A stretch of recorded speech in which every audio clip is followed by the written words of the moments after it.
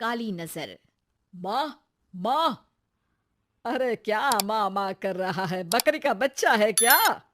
अरे माँ, मजाक छोड़ो। मुझे फाइनली वो मेन चौराहे वाली दुकान मिल गई है। अब देखना, आपका बेटा दुगनी स्पीड से पैसा कमाएगा।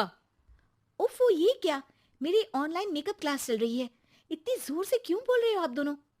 अरे मेरी धर्म पत्नी जी, मेकअप क्लास बाद में करना। वो चौराहे वाली दुकान मिल गई है हमको। अरे वाह! रुको, मैं अपनी माँ को फोन लगाकर बता देती हूँ। अरे मैं भी अपने रिश्तेदारों को बता देती हूँ। कितनी खुशी की बात है। हाँ हाँ, मैं भी अपने दोस्तों को बता देता हूँ। 1 हफ्ते बाद रजिस्ट्री है। बस, घर में खुशी का मौका था। उन तीनों ने अपने अपने फोन उठाए और लोगों में बात फैलाना शुरू कर दिया। और रही सही कसर, श्वेता बहू ने अपने पड़ोस में सबको बताकर कर दी। अरे वर्मा आंटी, अब हम भी जल्दी कार ले लेंगे। घर का रेनोवेशन होगा और ठाट से रहेंगे हम भी। अरे, ऐसा क्या हुआ? लॉटरी बॉटरी लग गई है क्या? अरे, इस बार चौराहे वाली मॉल में हमको भी दुकान मिल गई है। दुकान नंबर 21, जो एकदम चौराहे पर है। अब ग्राहक बढ़ेंगे तो आमदनी भी बढ़ेगी ही ना। अरे वाह, कितनी खुशी की बात है। मैं बहुत खुश हूँ तुम्हें इतना खुश देख के। बाकी एक बात कहूँ, सबको मत बताते फिरना। किसी की नजर लग जाएगी तो खुशी की खबर वापस लौट जाएगी। हैं? ऐसे थोड़ी ना होता है। अब डरा रही हो? अरे सही कह रही हूँ। काली नजर कहते हैं इस चीज को, जब आप किसी को कुछ बताओ और वो काम बिगड़ जाए। अरे लेकिन मैं तो। तुमने सबको बता दिया ना? हाँ, फोन लगा लगा के। अब बच के रहना। काली नजर बड़ी खतरनाक होती है। श्वेता इतनी खुश रहती है कि वो वर्मा आंटी की बात पर ध्यान ही नहीं देती, जबकि पड़ोस में और भी लोगों से खुशी की खबर शेयर करती रहती है।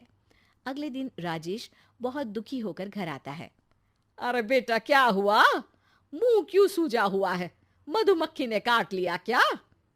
माँ, वो दुकान किसी और के पास चली गई। किसी ने ज्यादा भाव लगा दिया। अरे पर बात तो आपसे हुई थी ना उस दुकान वाले की। हाँ, आज मैं टोकन अमाउंट देने गया था, तब मुझे पता चला। कोई आकर सुबह मुझसे पहले ही ज्यादा अमाउंट दे गया। हम्म, काली नजर। क्या? क्या कहा? वर्मा आंटी ने समझाया था कि किसी को बताना मत, वरना काली नजर लग जाएगी। अच्छा, तुम्हें उनकी बात मान लेनी चाहिए थी। उनकी बात मान लेती, लेकिन उसके पहले ही सबको बता चुके थे ना हम तीनों। अरे अगली बार से ध्यान रखेंगे। कोई भी नई चीज होगी तो किसी को नहीं बताएंगे। तीनों कुछ दिन ऐसे ही रहते हैं, पर एक दिन श्वेता को एक मेल आता है। राजेश, मेरा ऑनलाइन मेकअप कोर्स कंप्लीट हो गया। अब मैं खुद का पार्लर खोल सकती हूँ। अरे वाह, अपने मोहल्ले में ही खोलते हैं।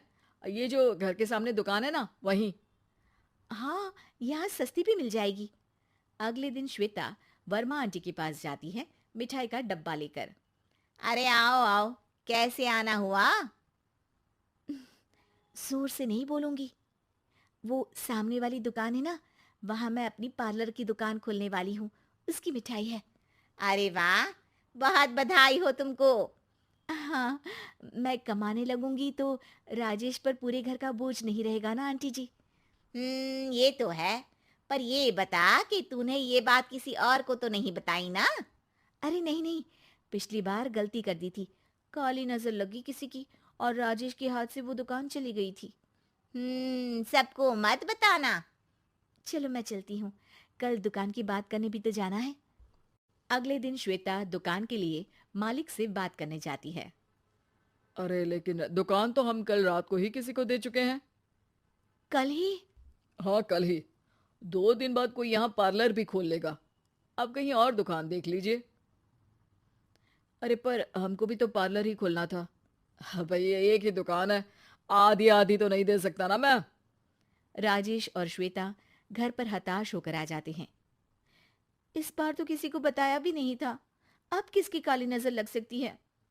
सुनो, तुमने माँ को बताया था क्या? अरे कैसी बात कर रही हो? माँ की नजर थोड़ी ना लगेगी। पक्का तुमने किसी को नहीं बताया था ना? सिर्फ वर्मा आंटी को बताया था। उन्होंने ही मुझे किसी को नहीं बताने को कहा। अरे यार, तुम भी सही हो। मेरी माँ को नहीं बताने को कह रही हो, पर वर्मा आंटी को बताना तुम्हें ज़रूरी लगा। अरे वर्मा आंटी ने ही तो काली नज़र के बारे में बताया था ना। वो हमेशा हमारा भला ही तो चाहती हैं। मेरी माँ भी हमारा भला ही चाहती है। अरे पर चिल्ला क्यों रहे हो? बात नहीं कर सकते क्या आराम से? नहीं आता वो आराम से बात करना, और करना भी नहीं चाहता हूं मैं। दुकान जाने का दुख गुस्से में बदल गया था और राजेश और श्वेता में बात बंद हो गई थी। 2 दिन बाद मोहल्ले में पार्लर का इनॉग्रेशन हुआ, जिसमें मोहल्ले के सभी लोगों को बुलाया गया, पर श्वेता, राजेश और माँ नहीं जाते। माँ, अंदर आ जाओ, क्या देख रही हो? अरे नया पार्लर देख रही हूँ अपने आंगन से। देखो, माँ को दूसरे का सुख देखने में कितना मजा आ रहा है। मेरा दुख नहीं दिख रहा इन्हें। यहाँ मेरा पार्लर भी तो हो सकता था। अरे चुप रहो यार, हर बात में लड़ाई क्यों ढूंढ रही हो? राजेश और श्वेता फिर बहस करने लगते थे। तभी माँ ने दोनों को बाहर बुलाया।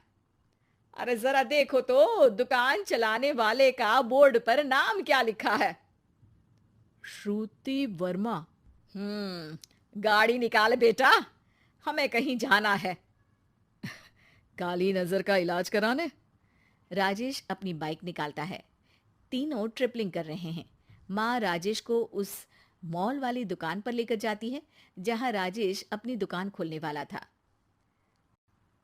यही दुकान लेना चाहता था ना तू?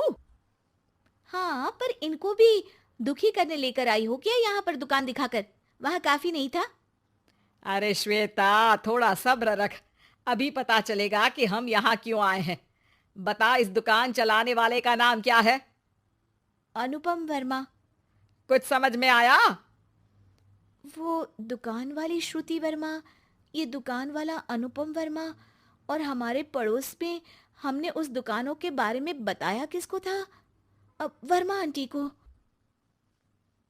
मतलब वर्मा आंटी ही हमारा काम बिगाड़ रही है? नहीं नहीं, ऐसा नहीं हो सकता। ये बस इत्तेफाक है। राजेश अपना फोन निकालता है और श्रुति वर्मा और अनुपम वर्मा के नाम फेसबुक पर सर्च करता है, जहां ये दोनों ही वर्मा आंटी के रिश्तेदार होते हैं। श्वेता को समझ में आ जाता है कि वर्मा आंटी की ही नजर काली नजर है। अब क्या करना है? कोई भी खुशी की खबर हो तो काली नजर से बचना है, यानी वर्मा आंटी से बचना है। अरे पर मुझे ये समझ में नहीं आया कि वो हमारे साथ ऐसा क्यों करेंगी। अरे बेटा, एक सीख है, दूर के आदमी को आपकी तरक्की से कम परेशानी होगी, पड़ोसी को ज्यादा। दोनों माँ की बात में हामी भरते हैं और अगला काम चुपचाप करने की कसम खाते हैं, ताकि आगे से वर्मा आंटी कोई काम ना बिगाड़ सके।